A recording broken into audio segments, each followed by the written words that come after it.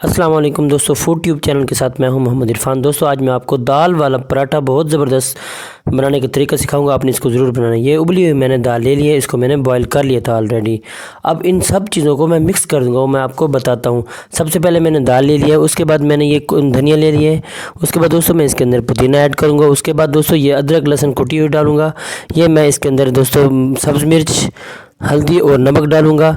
उसके बाद दोस्तों ये मेरे पास धनिया कुटी हुई धनिया और मेरे पास किलवंजी है दोस्तों, लाल मिर्च पाउडर और गरम मसाला है मेरे पास, ये ओरिगेनो और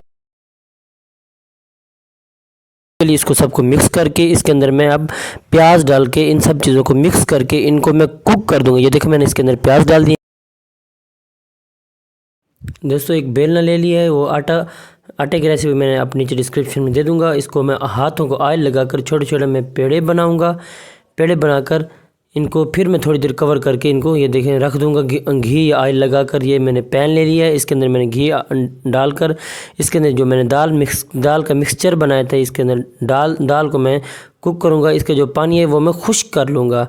पानी अगर पराठे के अंदर होगा तो पराठा सही नहीं बनेगा। इसका जो पानी है वो मैं ये देखें खुश्क हो गया पानी इसका। मैंने थोड़ी देर इसको 5 से 7 मिनट पकाया। ये देखें इसका पानी खुश्क हो गया। अब मैं देखें इसकी फिलिंग करने लगा हूँ। जो इसका जो बैटर था वो ठंडा हो गया। अब मैं इसको ये देखें फिल करके इसके जो एज है अपने दोनों हाथों से मैं मिला के हाथों के ऑयल लगा के इनके जो एजेस हैं इनके कोने सब मिला दूंगा आपस में। फिर इनको ऑयल लगा के फिर इनको 5 से 10 मिनट में इनको रखूँगा ये, ताकि ये नरम हो जाए। ये देखें दोस्तों किस तरह मैं इसको मिला रहा हूँ। ये तरीका मेरा देखें किस तरह ये मेथड। ये देखें दूसरा पराठा फिल कर रहा हूँ।